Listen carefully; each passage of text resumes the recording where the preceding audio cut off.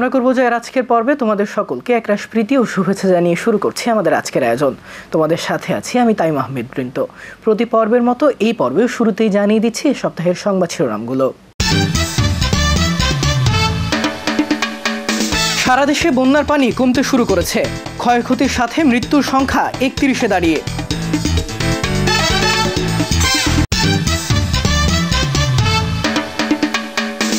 কোটা আন্দোলনে শহীদ হওয়া শিক্ষার্থীদের পরিবারে নেমেছে শোকের ছায়া।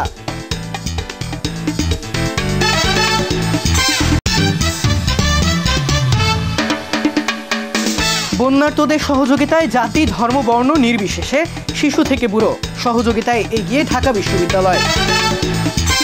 এবারে বিস্তারিত। নিম্নাঞ্চল ছাড়া সবকটি এলাকা থেকে বন্যার পানি নেমেছে। পানি নামার সঙ্গে ফুটে উঠেছে ক্ষয়ক্ষতির চিত্র।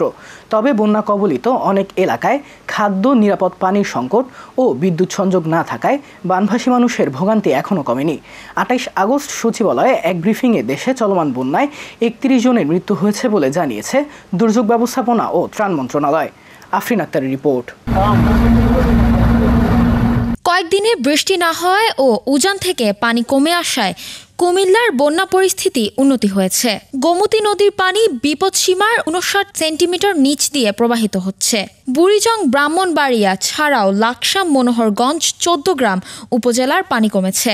এখনও দুর্গত এলাকায় আছেন জেলার প্রায় ১০,৭৮,০০০ মানুষ। পানি নামতে শুরু করলেও লক্ষ্মীপুর জেলার প্রায় ১০ লাখ মানুষ আছেন দুর্বিপাকে। ৩০,০০০-এর বেশি মানুষ আশ্রয় নিয়েছে ১৯৮টি আশ্রয় কেন্দ্রে। খাবার, ঔষধ ছাড়াও রয়েছে স্যালাইন ও বিশুদ্ধ পানির সংকট। এদিকে মেঘনার পানি বিপদসীমার নিচ দিয়ে প্রবাহিত হওয়ায় বন্যা পরিস্থিতির দ্রুত উন্নতি হবে বলে জানিয়েছেন জেলা পানি উন্নয়ন বোর্ড। ব্রাহ্মণবাড়িয়ায় বিভিন্ন এলাকার বাসাবাড়ি থেকে পানি নেমে গেছে। তবে ক্ষতির চিত্র ভেসে উঠেছে জেলার আখাউড়া ও কসবার ৯টি ইউনিয়নে। বন্যায় তলিয়ে গেছে অন্তত ৭,৫০০ হেক্টর জমির ফসল। ক্ষতি হয়েছে মৎস্য খাতেরও। চাঁপাইনবাবগঞ্জে পদ্মাসহ ৩টি নদীর পানি বিপদসীমার নিচ দিয়ে প্রবাহিত হচ্ছে। ফলে উন্নতি হয়েছে আশেপাশের বন্যা পরিস্থিতির। এদিকে হবিগঞ্জে বন্যার পানি নেমে যাওয়ায় ৩০টি আশ্রয়কেন্দ্র থেকে নিজ বাড়িতে ফিরে গেছেন আশ্রয় নেওয়া মানুষ। রাঙামাটিতে বাগাইছড়ি, লংদু, বরকল, বিলাইছড়ি ও জুরাছড়ি এলাকা থেকে পানি কমতে শুরু করেছে। এরই মধ্যে আশ্রয়কেন্দ্র থেকে লোকজন বাড়ি ফিরে গেছেন। তবে কাপ্তাই হ্রদের আশেপাশের কিছু এলাকা এখনও পানিতে তলিয়ে আছে। আফরিন আক্তার, আমরা করব জয়, ATN বাংলা। বন্যার্তদের সহযোগিতায় ঢাকা বিশ্ববিদ্যালয়ে চলছে গণত্রাণ সংগ্রহ কর্মসূচি। সংগ্রহের কার্যক্রমে সাড়া দিয়ে অর্থ, জামা কাপড়, শ্রম, খাবার সামগ্রী সহ যে যেভাবে পারছে এগিয়ে আসছে বন্যার্তদের পাশে দাঁড়াতে। জাতি বর্ণ নির্বিশেষে শিশু থেকে বয়স্ক সকলের উপস্থিতি চোখে পড়ার মতো। ফারিয়া আক্তারের রিপোর্ট। বন্যার পানিতে তলিয়ে গেছে ঘরবাড়ি। পানি কিছুটা কমতে শুরু করলেও এখনও ডুবে আছে গ্রামের পর গ্রাম। নেই খাবার পানি, বেঁচে থাকার জন্য প্রয়োজনীয় উপকরণ। তাদের সহযোগিতায় ত্রাণ সংগ্রহ কর্মসূচির ডাক দেয় বৈষম্য বিরোধী ছাত্র আন্দোলন। শিক্ষার্থীদের ত্রাণ কার্যক্রমে সাড়া দিয়ে প্রতিদিনই ঢাকা বিশ্ববিদ্যালয়ে আসছে সকল শ্রেণী পেশার মানুষ। ছোট ছোট শিশুরাও আসছে বন্যার্তদের পাশে দাঁড়াতে। বন্যার্তদের সাহায্য করতে। সাহায্য করেছো? জি। তোমার কেমন লাগছে? ভালো। টাকা দিয়েছি। তো তোমার এখানে এসে কেমন লাগছে? ভালো লাগছে। বন্যার্তদের সাহায্যের জন্য তুমি কি দিয়েছো? টাকা দিয়েছি। তুমি টাকা দিয়েছো, তোমার কি ভালো লাগছে? জি। তোমার ভালো লাগছে মানুষদের সাহায্য করেছো? ত্রাণ সংগ্রহের পাশাপাশি স্বেচ্ছাসেবকদের দায়িত্ব পালন করছে শিক্ষার্থীরা। শিক্ষার্থীদের এই ত্রাণ কাজের পাশাপাশি অনেক সংগঠন ও সংস্থা ত্রাণ সংগ্রহ ও বিতরণের কাজ করছে। ডোনেশন হচ্ছে কি, যে মন থেকে যেটা দেয়। 10 টাকাও দিয়েছে অনেকে। ক্লাসে 1-এর একটা বাচ্চা টিফিন খায় নেই, সে 10 টাকা দিয়েছে, তো আমরা ওকে অ্যাপ্রিসিয়েট করি। শুধু শিক্ষার্থীরাই নয়, বন্যার্থদের পাশে দাঁড়িয়েছে রিকশাওয়ালা থেকে শুরু করে দিনমজুর সহ সকল শ্রেণী পেশার মানুষ। ছোট থেকে বড় সামর্থ্য অনুযায়ী কেউ জামা কাপড়, কেউ বা অর্থ দিতে এসেছে ঢাকা বিশ্ববিদ্যালয়ে। আমরা তো তাও ডাল ভাত খেয়ে থাকতে পারছি, তারা তো সেটাও পারছে না। তাদের কারো ঘর নাই, তাদের পরার মতো পোশাক নাই, খাবার দাবার নাই। তারা যাতে একটু হলেও সাহায্য পায়, একটু হলেও উপকারিতা পায়, সেজন্যই আমাদের এখানে আসা। বানবাসী মানুষদের পাশে গোটা দেশ যেভাবে দাঁড়িয়েছে, তাতে নতুন এক বাংলাদেশের স্বপ্ন দেখছে সকলে। মাঝবয়সী যারা বা তরুণ এ ধরনের মানুষ বেশি আসছে, মানে চাকরিজীবী, আর শিশুরা যারা আসছে তারা এরকম ব্যাংক দিয়ে যাচ্ছে নিজেদের জমানোর টাকা থেকে। বয়স্করাও বেশ যারা মানে তারাও নিজেদের টাকা দিচ্ছেন। এমনও ঘটনা ঘটেছে যে হয়তো মা বা বাবা মারা গিয়েছেন, সেখান থেকে কেউ একজন মানে তার ছেলে মেয়ে আর কি আমাদের দিয়ে গেছেন, বলছেন যে ওনারা তো গত হয়েছেন, রেখে আর কি করব, দেশের কাজে লাগুক। পারি আক্তার, আমরা করব জয়, ATN বাংলা, ঢাকা। আবু সাইদ বা মুগ্ধের কথা সকলের মুখে মুখে থাকলেও নাম না জানা আরও অনেকেই শহীদ হয়েছে ছাত্র আন্দোলনে। বুলেটের আঘাতে ঝরে পড়ে শত শত টগবগে তরুণের প্রাণ। সন্তানের মৃত্যু মেনে নিতে না পেরে এখনও শোকে কাতর অনেক পরিবার। বিস্তারিত দেখুন সৈয়দা আজওয়া আহমেদ ইকরা রিপোর্টে।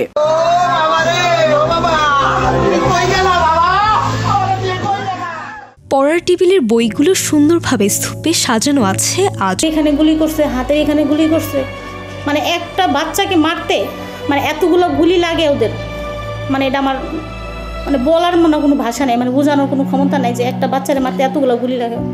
ওরা তো শিশুই ছিল, ওরা তো মানে সন্ত্রাস ছিল না, বা ওরা এমন কিছু ছিল না যে ওদের দেশদ্রোহী ছিল না যে ওদের মারতে হবে এইভাবে। তাহলে আমার ছেলে তো এইভাবে যায় না, আমার ছেলের মতন আরও শত শত মায়ের বুক গলা খালি করছে। ওর বাবা ঠিকই শুয়ে থাকে, ওর বাবার চোখে ঘুম আসে না, রাত্রে ওইটা কান্না করে তাহাজ্জুদের নামাজে। আর আমি তো মা, আমার তো সব দিক দিয়ে ঠিক রাখতে হয়। আমার ব্যথাটা মানে আমি কারো বুঝাইতে পারি না।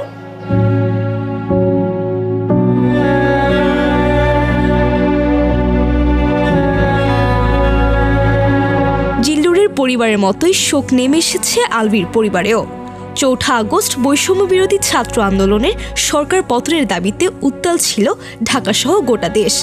সে মিছিলে অংশ নিয়েছিল ৯ম শ্রেণীতে পড়ুয়া আলভিও। ওই দিনই আন্দোলনে পুলিশের ২টি গুলি আলভির শরীরচ্ছেদ করে বেরিয়ে আসে। হাসপাতালে নেয়ার পথে প্রাণ হারায় ১৫ বছরের এই টগবগে তরুণ। এই যে আন্দোলনে ১০ নম্বর, তারপরে আরও কোথায় কোথায় যেতে তো আমি আর বলতে পারি, যেখানে যেখানে আন্দোলন এরা মানে স্কুল বন্ধ, এরা ফাঁকে ফাঁকে এরা বেরোয় যেত সকালে নাস্তা খেয়ে, কিন্তু সেদিনকে নাস্তা খাই নেই। আলভির কম্পিউটার ইঞ্জিনিয়ার হওয়ার স্বপ্ন যেন ভেঙে গেল ২টি বুলেটের আঘাতেই। ও স্বপ্ন হয়ে বড় কিছু, একদম বড় কিছু হবে সবসময় এটা বলতো। আর তারপরে ও কাছে আমি সায়েন্স নিয়ে পড়বো, আমি কম্পিউটার ইঞ্জিনিয়ারিং পড়বো। ছেলের মৃত্যুতে যেন একদম ভেঙে পড়ল পরিবারের কর্তা। মাগরিবের ঠিক আজান দিছে, এই সময় আমি আবার উজু করতে ঢুকছি। উজু আমার শেষ হয় না, এর ভিতরেই দেখতেছি বেলকনির ভিতরে ডাকাডাকি করতেছে, আলবির আব্বু আপনারা কি বাসায় আছেন? পরে আমি দৌড়ে গিয়ে বেলকনির সামনে দাঁড়ালাম। দাঁড়াই দেখতেছি যে আমার ছেলে একটা অটোরিকশায় করে ৪-৫ জনে নিয়ে আসছে এবং ওকে সোজা করে রিকশায় এরকম শোয়াই নিয়ে আসছে। এভাবেই সন্তান হারিয়ে শত শত বাবা মার আহাজারি যেন কোনোভাবেই থামছে না।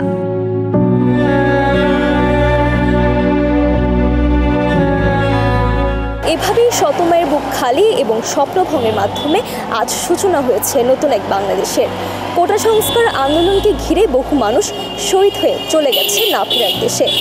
এত তরুণীর তাদের প্রাণের বিনিময়ে অর্জিত স্বাধীনতা যেন চিরস্থায়ী হোক, এ প্রত্যাশা সকলের। সৈয়দা আজওয়া আহমেদ ইকরা, আমরা করব জয়, ATN বাংলা, ঢাকা। আবারও বাসযোগ্য শহরের তালিকার তলানিতে রাজধানী ঢাকা। দ্য ইকোনমিস্ট ইন্টেলিজেন্স ইউনিটের প্রতিবেদনে উঠে এসেছে বাসযোগ্য শহরের তালিকায় ঢাকার অবস্থান ১৬৮তম। পরিবেশ দূষণ, অপরিকল্পিত নগরায়ন, শিক্ষা ব্যবস্থার নাজুক অবস্থা, সবকিছু মিলে ঢাকা শহর এখন বসবাসের অযোগ্য। এতে হুমকির মুখে পড়ছে আমাদের ভবিষ্যৎ প্রজন্ম। বিস্তারিত সিনথিয়া জান্নাতের প্রতিবেদনে। বিশ্বে বসবাসের যোগ্য শহরের তালিকায় ঢাকার অবস্থান গত বছরের তুলনায় ২ ধাপ পিছিয়েছে। আগের বছর ১৬৬তম অবস্থানে থাকলেও এবার ১৬৮তে নেমে এসেছে। যুক্তরাজ্যের প্রভাবশালী সাময়িকী দ্য ইকোনমিস্টের সহযোগী গবেষণা প্রতিষ্ঠান দ্য ইকোনমিস্ট ইন্টেলিজেন্স ইউনিটের গ্লোবাল লিভেলিটি ইন্ডেক্স ২০২৪ প্রতিবেদনে এই তথ্য উঠে এসেছে। ১৭৩টি শহর নিয়ে এই জরিপ করা হয়েছে। বাসযোগ্য শহরের তালিকায় ঢাকার পেছানোর বিষয়ে বিশেষজ্ঞরা জানান, ঢাকা শহরের যানজট, পরিবেশ দূষণ, শিক্ষা, স্বাস্থ্য অবকাঠামো ও ব্যবস্থাপনার তেমন কোনো উল্লেখযোগ্য অগ্রগতি নেই। এই শহরের যে ফ্যাক্টরগুলো এই শহরকে বসবাসযোগ্যতায় পিছিয়ে তুলছে তার অন্যতম হলো এখানে পরিকল্পনাবিহীনভাবে বড় বড় ইনফ্রাস্ট্রাকচার করা হচ্ছে এবং এখানকার দূষণকে মোটেও আমরা নিয়ন্ত্রণে রাখতে পারছি না। দূষণকে গুরুত্ব না দিয়ে আমরা বিভিন্ন রকমের উন্নয়ন কাজগুলো করছি। আমাদের বায়ুর মান পৃথিবীর সবচেয়ে দূষিত বায়ু, শব্দ দূষণে পৃথিবীর অন্যতম দূষিত শহর। যানজট প্রত্যাধিক একটি বিষয়। আমাদের চারপাশের যে 5টি নদী রয়েছে এই নদীগুলোর পানি আমরা দখল এবং দূষণের মাধ্যমে নষ্ট করে ফেলছি। আমাদের যে ওভারঅল বর্জ্য ব্যবস্থাপনা রয়েছে সেটি খারাপের দিকে। শহরের সব জায়গায় এখন ভবন নির্মাণ হচ্ছে, কোথাও কোনো খোলা জায়গা নেই। এতে শিশুরা মাঠে খেলার আগ্রহ হারিয়ে ফেলছে। বায়ু দূষণ, শব্দ দূষণের কারণে শিশুদের নিয়ে চাইলেই বের হতে পারে না অভিভাবকেরা। আয়তনের তুলনায় জনসংখ্যা অনেক বেশি, এখানে হচ্ছে আমাদের যে নাগরিক সুবিধা যেগুলো থাকা উচিত ছিল এগুলো এখন নেই। ছেলেমেয়েরা খেলতে পারতেছে না, তো যদি আমার ফিজিক্যাল অ্যাক্টিভিটি বাড়াইতে পারি তাহলে আমার মনে হয় যে সামনের জেনারেশনগুলি আরও ভালো হবে। এখন দেখা যাচ্ছে ঢাকা শহরে অলিগলিতে ছোটোখাটো কোনো জায়গা থাকলেই সে জায়গায় আপনার 5তলা বা 10তলা ভবন তৈরি হয়ে যাচ্ছে। যেহেতু আমাদের এখন নতুন প্রজন্ম সরকার এখানে বর্তমান চিন্তা ভাবনা করতেছে যে একটা নতুন বাংলাদেশ গড়বে, সেই হিসেবে আমরা একটা নতুন কিছু আশা করতে চাই। ঢাকা শহরের এমন নাজুক অবস্থায় সচেতনতার কোনো বিকল্প নেই। এখনই সরকারি বেসরকারিভাবে যথাযথ পদক্ষেপ না নেওয়া হলে আমাদের ভবিষ্যৎ প্রজন্ম পড়বে হুমকির মুখে, বলছেন বিশেষজ্ঞরা। আমাদেরকে দীর্ঘমেয়াদী সমন্বিত এবং অংশীদারিত্বমূলকভাবে পদক্ষেপ গ্রহণ এবং পরিকল্পনা নিয়ে সেটি এনফোর্সমেন্ট বা বাস্তবায়নের মাধ্যমে আমাদের আগামী দিনে বসবাসযোগ্যতা নিশ্চিত করতে হবে। আমাদের খেয়াল রাখতে হবে আজকে যারা শিশু রয়েছে তাদেরকে যদি ভালো একটি পরিবেশ আমরা দিতে পারি, আগামী দিনে দেশ গঠনে তাদের যেই ভূমিকা রয়েছে সেটি তারা আরও সুন্দরভাবে প্রতিপালন করতে পারবে। সিনথিয়া জান্নাত, আমরা করব জয়, ATN বাংলা, ঢাকা। সাধারণ মানুষের নিরাপদ চলাচলের জন্য তৈরি ফুটপাত, কিন্তু বর্তমানে অধিকাংশ ফুটপাত হকারদের দখলে এবং ভাঙা, যার ফলে ভোগান্তিতে সাধারণ মানুষ। নগর পরিকল্পনাবিদরা বলছেন সরকার কোনো পদক্ষেপ না নিলে এই পরিস্থিতি আরও খারাপ হতে পারে। বিস্তারিত মোহাম্মদ রাব্বি হোসেনের রিপোর্টে। পথচারীদের নিরাপদভাবে চলাচলের জন্য তৈরি করা হয় ফুটপাত, অথচ সেই ফুটপাত এখন হকারদের দখলে। এতে ভোগান্তিতে পড়তে হচ্ছে পথচারীদের। ফুটপাতে যে দোকানগুলো থাকে তাদের হচ্ছে শৃঙ্খলা থাকে না। আমাদের যাতায়াতে একটু প্রবলেম হচ্ছে, আমরা যে রিক্সাদের সাথে হাঁটতে গেলে রিক্সার সাথে বাড়ি খাইতে হইতেছে, বাইকের সাথে বাড়ি খাইতে হইতেছে। কাদের থেকে পারমিশন নিয়ে আমরা জানি না ঠিক, কিন্তু এখানে এটা করা ঠিক না। ফুটপাত শুধুমাত্র জনগণের জন্য, জনগণের নির্বিঘ্নে যেন চলাফেরা করতে পারে সেই জন্যই ফুটপাত সবসময় উন্মুক্ত থাকা উচিত। অন্যদিকে ব্যবসায়ীরা বলছেন তাদের কোনো নির্দিষ্ট জায়গা না থাকায় তারা এখানে ব্যবসা করছে। সকালবেলা আসে 4-5 খানাওয়ালা আছে, ফ্যামিলি আছে, ঘরবাড়া আছে, আমরা এই পয়সা দিয়ে চলি। ফুটপাত তো দোরগোল করছে, আমরা পেটের দায় আমরা করতেছি, আমরা তো আর এগুলো জুলুম করে করতেছি না, পেটের দায় করতেছি। আমাদের ফ্যামিলি আছে, বাচ্চা কাছে, আমাদের অনেক খরচ। আমাদের একটা তো করে খাইতেই হবে, যে কোনো একটা করতে হবে না, আর আমরা তো আর ঘরে বেকার বসে থাকতে পারবো না।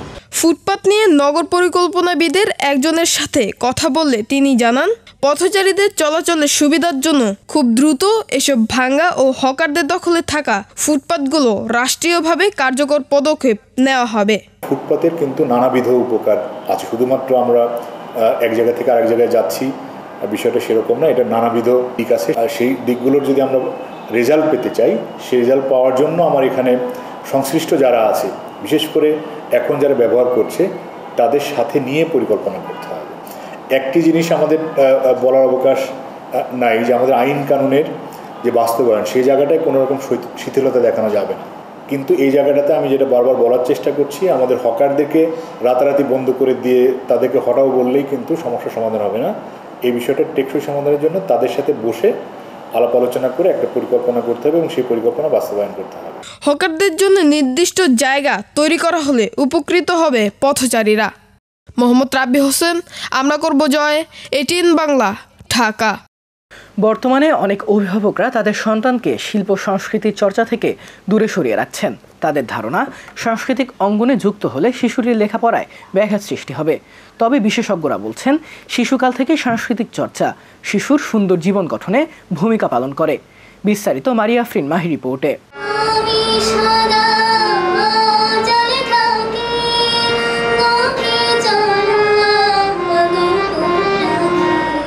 ছোট্ট ছোট্ট শিশু আয়শা 4র্থ শ্রেণীর শিক্ষার্থী। ক্লাস 1 থেকে শিল্প সংস্কৃতির সাথে তার হাতে খড়ি। আমি মিরপুর গার্লস সাইডের ল্যাবরেটরি ইনস্টিটিউটে ক্লাস 4-এ পড়ি। তুমি গান শিখো কতদিন? আমি প্রায় গান শিখি 5 বছর ধরে। তোমার কেমন লাগে গান শিখতে? আমার গান শিখতে ভালোই লাগে, কারণ এটা আমার বাবার প্রিয় ছিল। তার বাবা মা শুধু যে তাকে শিল্পচর্চা সাহায্য করছে তা নয়, বরং তাকে বিভিন্ন প্ল্যাটফর্মে প্রতিভা প্রদর্শনের জন্য এগিয়ে দিচ্ছে। আমি শিল্পচর্চা শেখাচ্ছি মূলত এটা হচ্ছে দেশের জন্য, দেশকে জানতে হবে, দেশকে জানার জন্যই শিল্প সংস্কৃতিকে জানা দরকার। পড়ালেখার পাশাপাশি মানসিক বিকাশের জন্য শিশুদের এই সকল সৃজনশীলতা চর্চা করা উচিত, কিন্তু অনেকেই অতিরিক্ত পড়ার চাপ এবং বাবা মায়ের বাধ্যকতার কারণে পিছিয়ে আছে শিল্প সংস্কৃতি থেকে। শিল্প সংস্কৃতি শেখা হয় না, কারণ এখন যেহেতু নতুন কারিকুলাম, পড়াশোনার অনেক চাপ, তো সাধারণত দেখা যায় যে স্কুল কোচিং করতে অনেক সময় ব্যয় হয় এবং এগুলো করতে আবার এক্সট্রা সময় বের করা লাগে। সুষ্ঠু শারীরিক ও মানসিক বিকাশের জন্য যেমন পড়ালেখাটা গুরুত্বপূর্ণ, ঠিক তেমনই শিল্পচর্চাটাও গুরুত্বপূর্ণ। স্কুলে প্রোগ্রামগুলো হচ্ছে বিভিন্ন বার্ষিক প্রোগ্রামগুলো, ওগুলোতে নিয়মিত অ্যাটেন্ড করছে। শিল্প এমন একটি মাধ্যম যা সন্তানদের মানসিক বিকাশের শক্তি যোগায়, তাই সকল শিশুদের এই সকল কর্মকাণ্ডের সাথে যুক্ত থাকা উচিত। মারিয়া আফরিন মাহি, আমরা করব জয়, ATN বাংলা, ঢাকা। প্রত্যেক শিশুরই পছন্দের তালিকার শীর্ষে থাকে বিনোদন কেন্দ্র। তবে সাম্প্রতিককালীন চলা আন্দোলনে স্কুল কলেজ সহ বন্ধ ছিল দেশের সকল বিনোদন কেন্দ্রগুলো। বর্তমানে ধীরে ধীরে আবারও স্বাভাবিক হতে শুরু করেছে বিনোদন কেন্দ্রগুলোর কার্যক্রম। কয়টা রাইডে উঠলেন? একটা তো উঠি নাই, কি বলছ? এইমাত্র আসলাম। হ্যাঁ, অনেকদিন পর বিনোদন কেন্দ্র খুললো, আমরা ঘুরতে আসলাম। প্রথমে একটা রাইডে উঠলাম, আরও অনেক রাইডে উঠবো। তুমি এখানে কেন এসেছো? ঘুরতে। এতদিন ঘরবন্দি সময় কাটাতে হয়েছে শিশুদের, তবে এখন অভিভাবকেরাও খুশি সন্তানদের আবারও বিনোদন কেন্দ্রগুলোতে নিয়ে আসতে পেরে। এখানে এসে খুবই ভালো লাগতেছে, বাচ্চা কাচ্চা আনন্দ পাইতেছে, এজন্য ভালো লাগতেছে। কেননা অনেক দিন বাসায় ছিল, বন্দি ছিল, ওদের মানে বাইরে আসার খুব ইচ্ছা।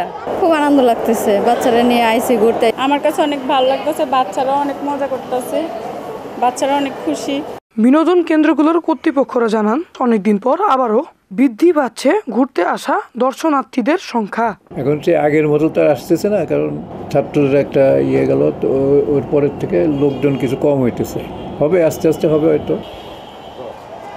শিশুদের পছন্দের তালিকার মধ্যে সবসময় থাকে বিনোদন কেন্দ্র, তবে এতদিন ধরে দেশের ক্রান্তিকাল পরিস্থিতি থাকার কারণে ছিল স্কুল সহ সমস্ত বিনোদন কেন্দ্র বন্ধ। তবে এতদিন পরে খোলার কারণে শিশু কিশোররা এসেছে বিনোদন নিতে ও তারা দেখেছে ম্যাজিক শো ও তাদের খুব ভালো লেগেছে এখানে এসে। সামুসালিন আহমেদ, আমরা করব জয়, ATN বাংলা, ঢাকা। দেখতে দেখতে শেষ হয়ে গেল আমরা করব জয়ের জন্য নির্ধারিত সময়। তোমাদের ভালো লাগা, মন্দ লাগা কিংবা পরামর্শমূলক কিছু থাকলে তা আমাদের চিঠি লিখে জানাতে পারো। আমাদের কাছে চিঠি লিখবার ঠিকানা: পরিচালক আমরা করব জয়, ATN Bangla, multimedia production company limited, ওয়াসা ভবন, 2য় তলা, 98 কাজী নজরুল ইসলাম এভিনিউ, কাউরান বাজার, ঢাকা 1215, বাংলাদেশ। বন্ধুরা, তোমরা চাইলে আমাদের ইমেল পাঠাতে পারো। আমাদের ইমেল অ্যাড্রেস atn.amrakorbojoy@gmail.com। বন্ধুরা, তোমরা চাইলে পর্দায় দেখানো এই নম্বরেও আমাদের সঙ্গে যোগাযোগ করতে পারো। 019078000904। এই ছিল আমাদের আজকের আয়োজন। দেখা হবে আগামী পর্বে নতুন কোনো সংবাদ কিংবা পুরনো কোনো সংবাদে নতুন কোনো অগ্রগতি নিয়ে। সেই পর্যন্ত সবাই ভালো থেকো, সুস্থ থেকো এবং চোখ রেখো ATN বাংলার পর্দায়। আল্লাহ হাফেজ।